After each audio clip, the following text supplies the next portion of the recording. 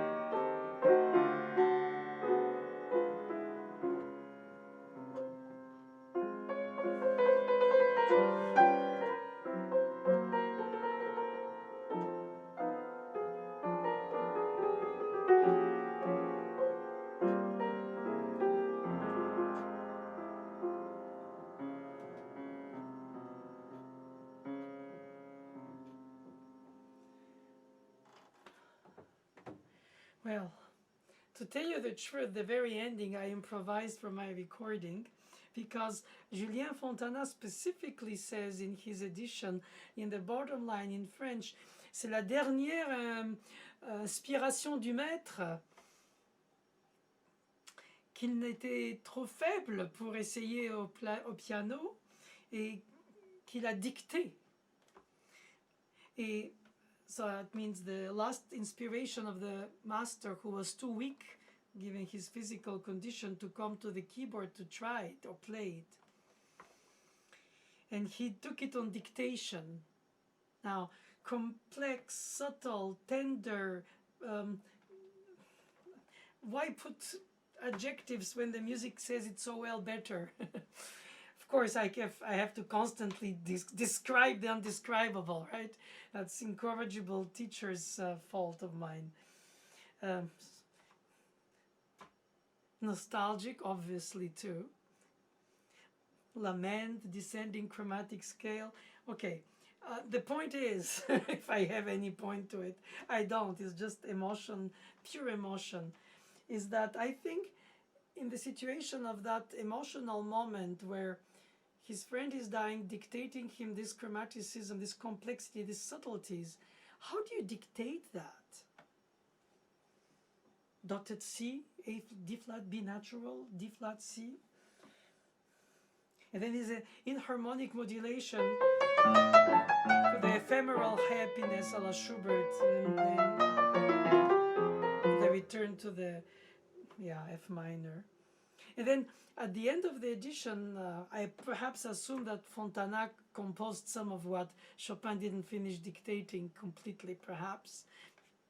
Wild guess. But the point is, if there is a point to have, is that Julien Fontana very, I find touchingly, writes, da capo senza fine. There's no second ending for the coda. So it's a perpetual loop in a way, which I find such a beautiful analogy in my naivete, or probably it's because I'm gullible, and always was. But I like the idea of it. Perhaps it's cheesy to some, that there is no end to the last piece of Chopin. He doesn't die, he stays with us in perpetuity. I mean, I know it's cheesy. Even as saying it, I hear it's being cheesy. But in fact, there is no ending to it. It's always drifting chromatically, as you hear, with no downbeat in the harmonization because it's a rest. It's on the second and third beat.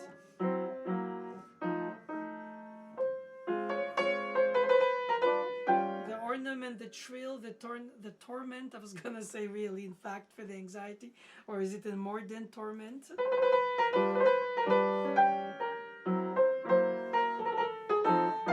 Fully or semi-chromatic, and but no ending on a downbeat. That's why when he finishes, he restarts. So that's the loop, and I had to finish, so I did. I'll probably rot in hell for having, who the hell am I, and who is he? Funny, silly things. You know, the truth is, when you read a book, you don't need to say it loud voice.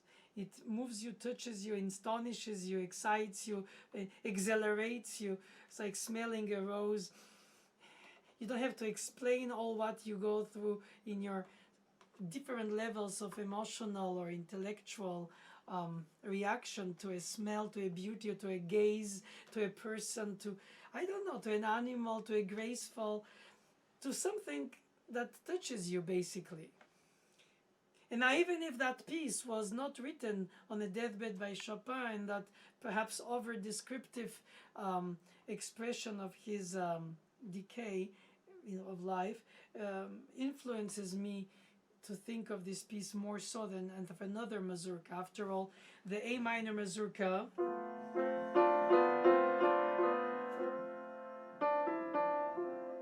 is not less, if not as emotional, without to be the last piece.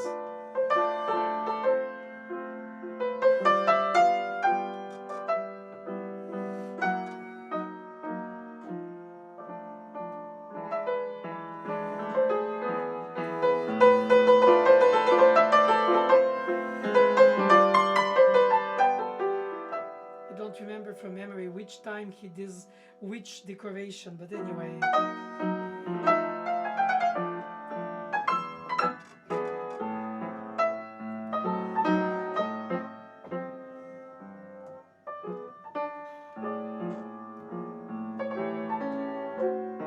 Yes.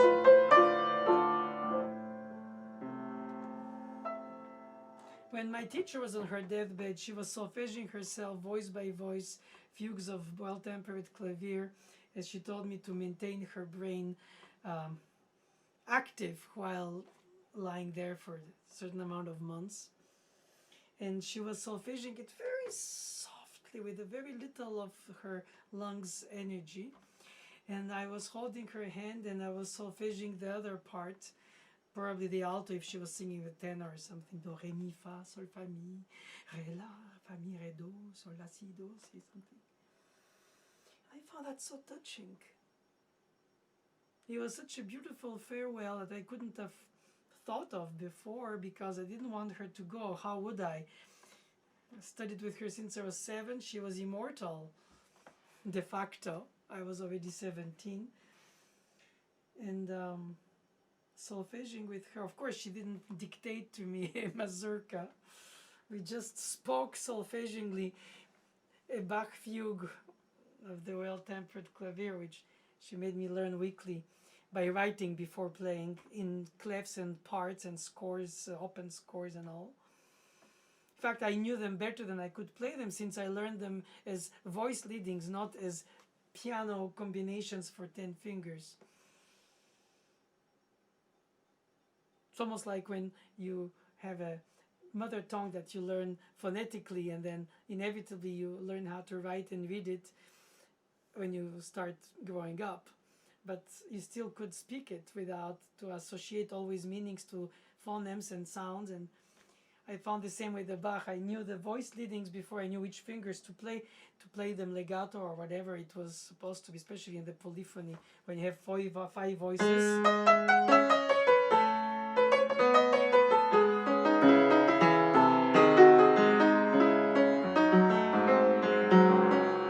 make it up. I shouldn't. She didn't want me to improvise so much. I betrayed her in the last 10 years. It's freeing, very freeing for me. But the point is that she wanted me to exercise my writing skills so that I can imagine, memorize all options, and then notate and keep only the essence of the best voice leading by elimination. So it demanded a lot of focused concentration, basically like composing. Sometimes I feel like extracting from some deep reminiscence something that I vaguely recall, and it becomes real when I put it on the score. Not that I make it up. It's like as if it was there before. It just recycles through my soul or my life or my experience. Almost besides me. I know it sounds cheesy when I say it, but it's how it feels actually when it comes, so to say.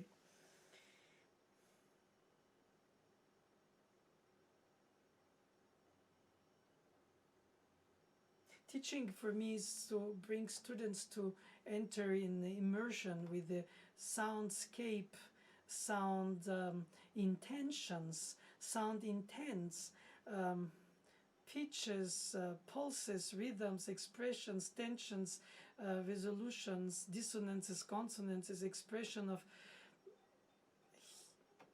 human or spiritual upliftings,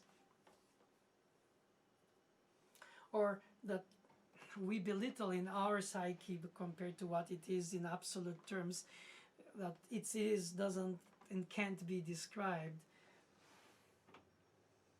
And you can learn how to do that. Schumann writes often these ecstatic chords with a dominant pedal, and then would they do a second degree in this kind of suspended expectation. The verb comes at the end of the sentence in German, so you don't know. You're in expectation. And if it's syncopated, even more.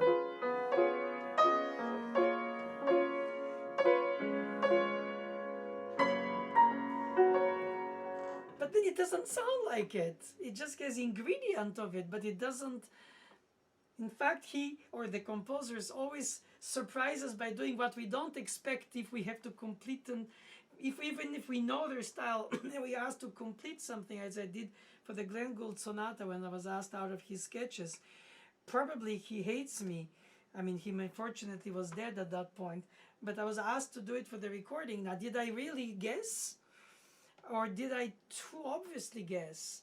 And sometimes the composers, if not most of the time, don't do what you would guess, even if you know their style. They do that fresh moment thing, that chosen note, that instant where they amaze you by their grace, or is it their self-evident moment where it's not what you would expect in modulation or choice of a secondary dominant if you go in a trio section and you would do the relative minor, because you learned that in the rules.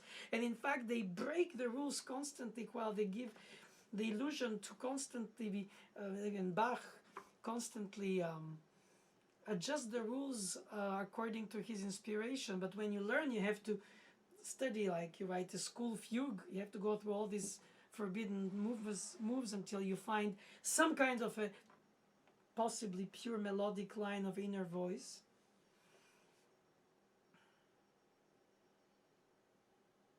Or Mozart's quartets or quintets.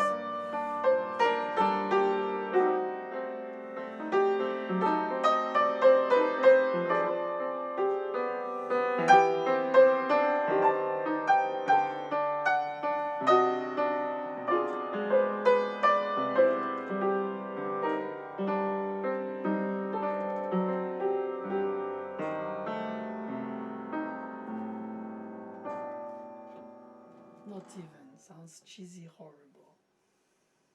But it's so appealing to do. On the moment you believe it. It's like an ephemeral moment of bliss. But when you play the real stuff, like Mondnacht opening of the song, Moonlight,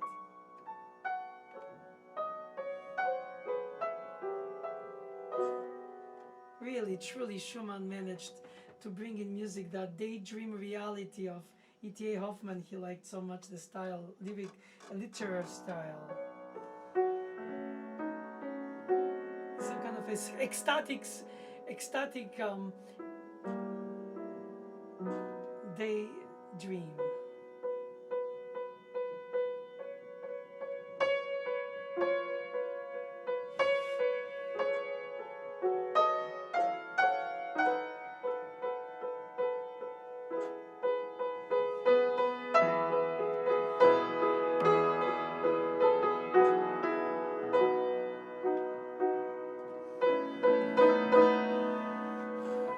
Or the second of the David's Bundlers with the hemiola.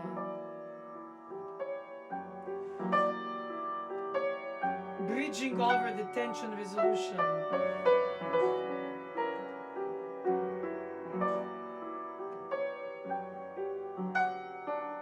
The accompaniment overboarding above.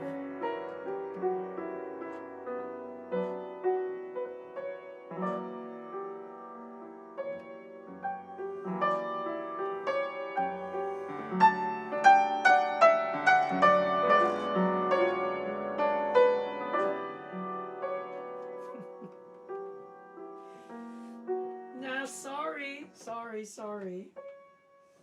Don't listen. Go play with Schubert. Schumann said even that Schubert dictated him in his dream a piece. The day he woke up, told that to Clara. That evening the doctors took him to the asylum. It's a bittersweet story, isn't it? But I think that, yes, the harmonic modulation of Schubert so inspired Schumann too. Not that he needed that, but probably, partly yes, after all.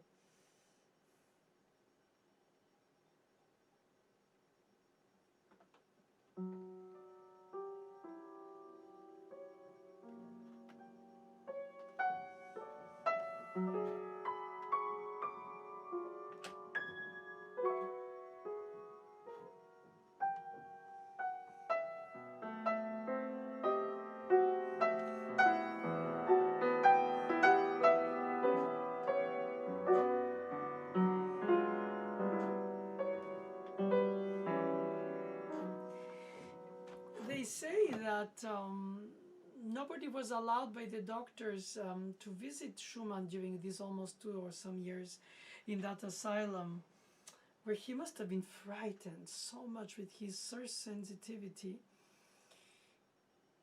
to be around people who were probably partly violent, partly basically crazy in that generic sense of the word, without to be at all. I have to always excuse myself as if I'm in a political correctness constantly, but it just deranged poor people. I mean, tragedy of life. And he was not allowed to compose, not have paper and notes. And they say he wrote notes on the curtain. I don't know if it's true or legend. So we don't have a dictated from Deathbed by Schumann piece, which probably he was eager to so badly. In the Amadeus film, they extrapolate the rivalry with Salieri, where they have Mozart dictate from his deathbed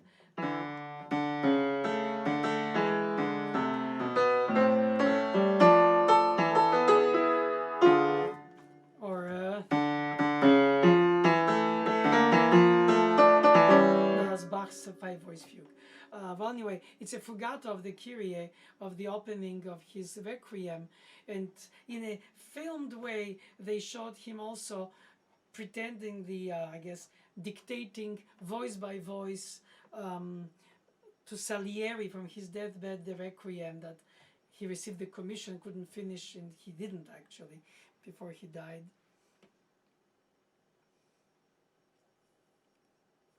Probably that scene didn't happen in reality. But it's curious to know what it would have been. They used to ask Mozart, "Master, do you sketch before you finalize your ideas, your thoughts?" He said, "No, I sketch in my mind and I just write directly on the score." He never made, he said, he pretended at least, I assume it's true, that he never made a first draft. So perhaps that's why he dictated him voice by voice the piece. But of course, we have the piece today, so the enactment of him dictating note by note the piece from his deathbed reminds me of that Chopin dictating to Fontana his F minor, Opus 68, called Mazurka. There is a chorale of Dam Dein Thron, in front of your throne, God, I'm sitting, or I'm standing, I forgot the title, that Bach was supposedly dictating to his son-in-law Alt Nicole, and actually student first before to become son-in-law. Since he was blind, sorry, that's Beethoven. I confused them now. No, of course I don't. But it's just poor people belong with this. So yeah, Bach was unable to write because he was blind, and he was dictating that chorale for organ. Perhaps even the art of the fugue he was already partly unable to see.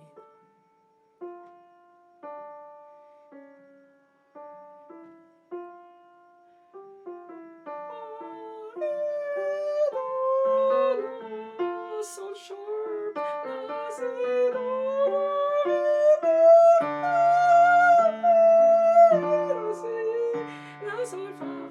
etc.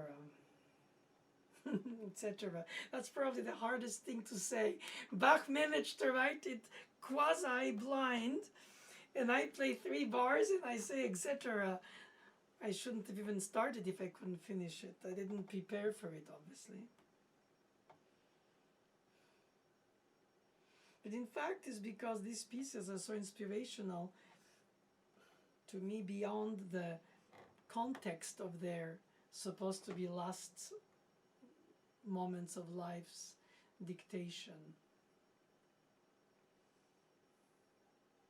Probably it's fetishism. I shouldn't even think about it when I play it. It's just music, and music is itself its own alpha and omega.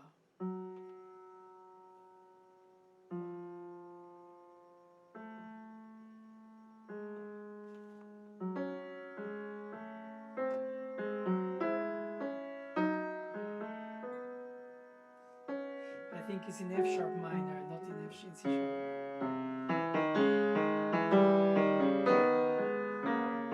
Oh, it sounded good in F sharp minor.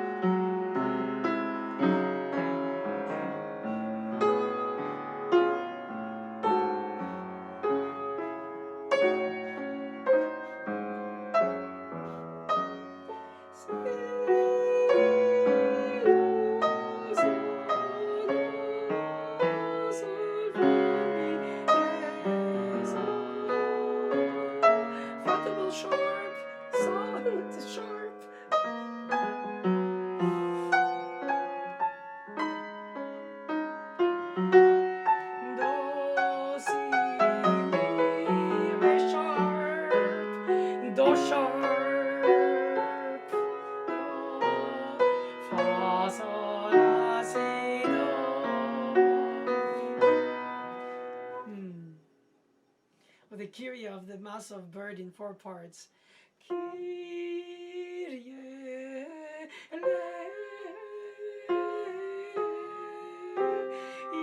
eleison, Kyrie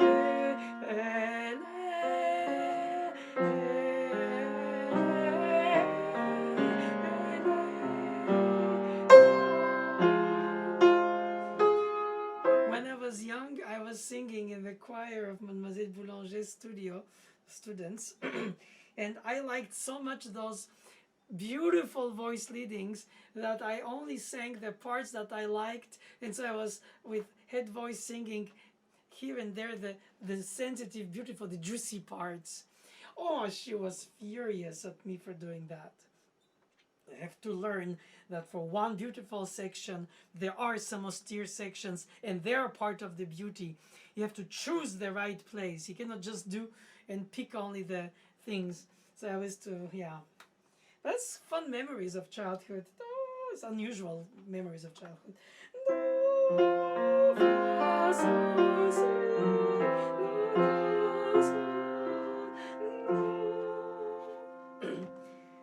Christ eleison, Christ eleison, Christ eleison, Christ eleison.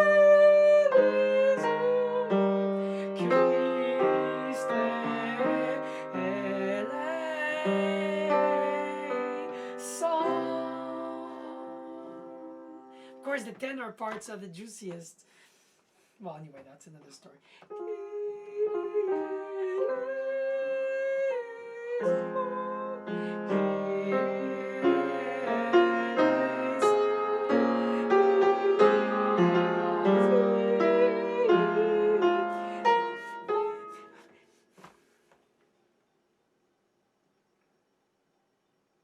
Isn't it marvelous that music can be this kind of ever-giving fruit of emotions, of expressions, of reflections, not just emotions. Well, both.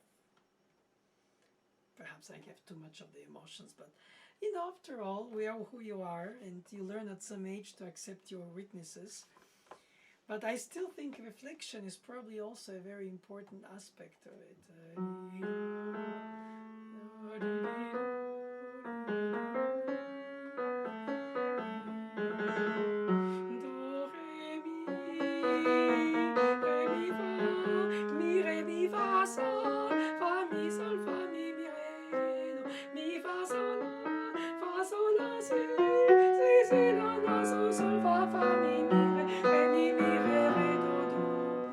Yeah, the lament 2 by 2 with phrasing and overlapping articulations. I cannot sing.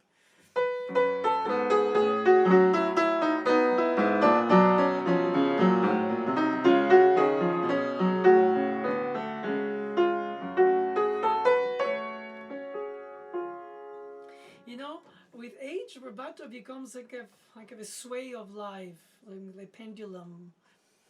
And when you're young, sometimes you like the things to be just right, and you like the structure of it more than the emotional aspect inside it. Well, both.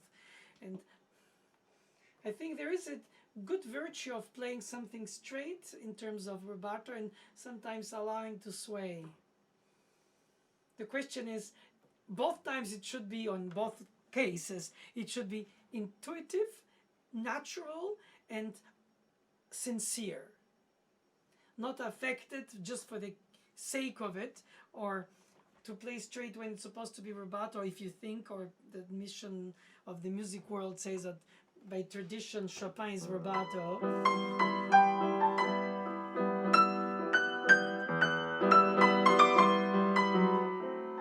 And you prefer to go.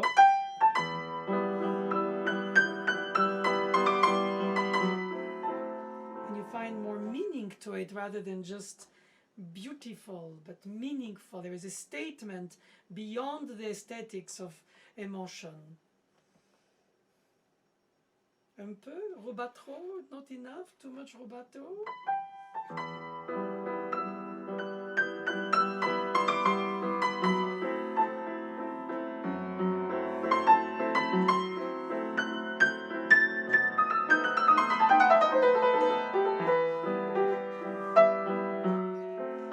The decorated, ornamented, the improvised, or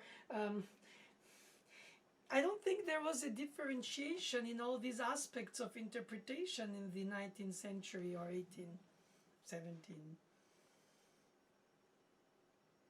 I think it was part of music expression.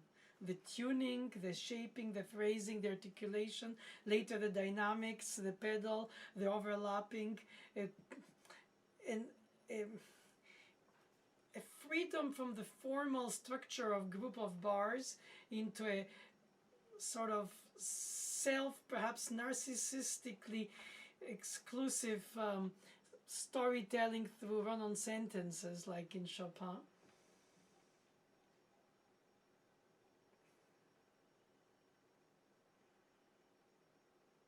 But you do it in Mozart. Of course, the 2 against 3 is a sort of a rubato. But even so, measured.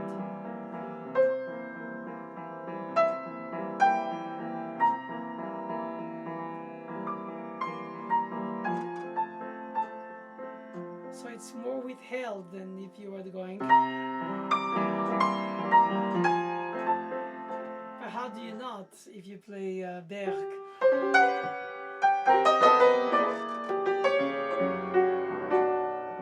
Or Scriabin?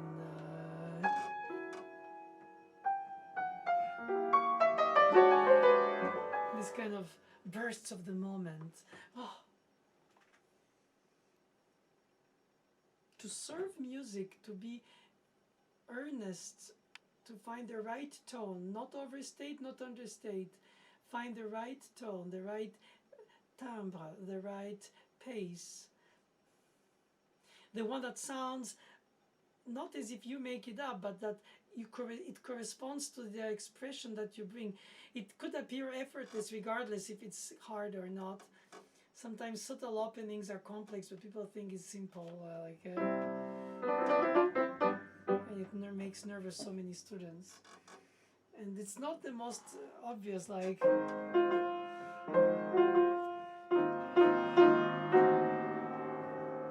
And he could have written... But the repeated note is an insistence, like a syllable change on the repeated note.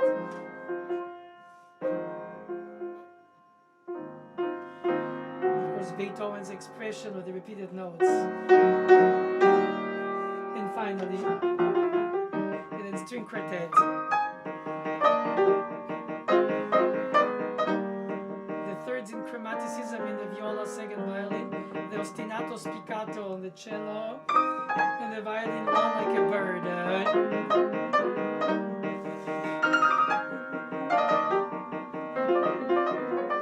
And that is a piano sonata for string quartet texture with independent voices.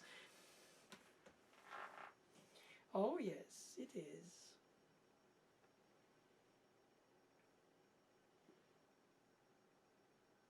Mozart wrote all his life operas, even for trios or sonatas and arias, basically. And Beethoven quartets, no matter what the genre was. He thinks he's a quartetist. It's Tchaikovsky is incidental music, theater, ballet, opera. Immediately, you know.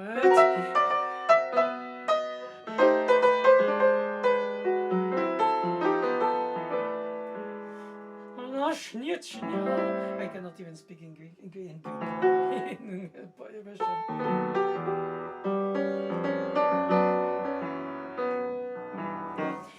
I think, he wrote ballet music all his life, even in his symphonies. Oh God, his symphonies. Oh, so much soulful. And he writes piano pieces like The Seasons, and it's still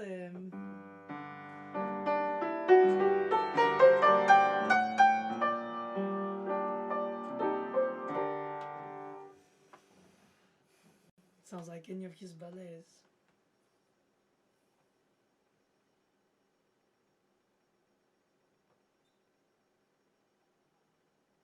Seems like some of the composers find their inner voice within a genre with which they enter in fusion, and therefore there is a self-evidence that it comes out of them.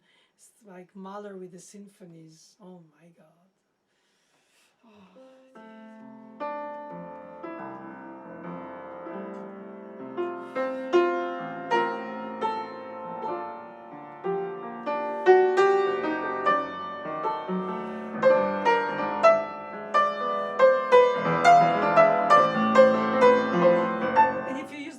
Expressivity to play the same key Traumerei by Schumann,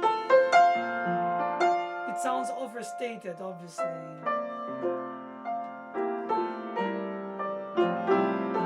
So the sincerity is in its own immersion of the expression. The complexity is its own simplicity in some cases.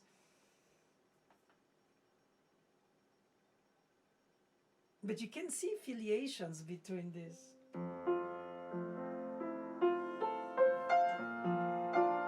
The dream of the Kinderszenen and the Adagietto of the Fifth Symphony.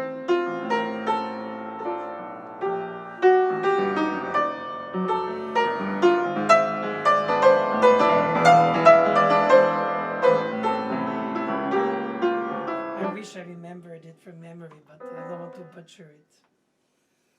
I already did. Sorry, Gustav.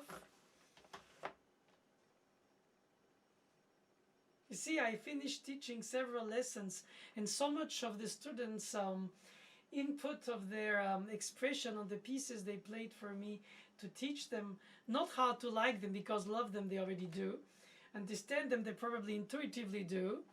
It was more about finding the right fingering that allows to express it correctly in unexpected situations like heavier keyboard or an even theme. Things like that. I teach them how to be reliable and feel confident at the unexpected on stage when the emotion catches the expression with the expectation of not perfection but at least reliability. It's part of the expression too. We have to have the technique to express the artistry.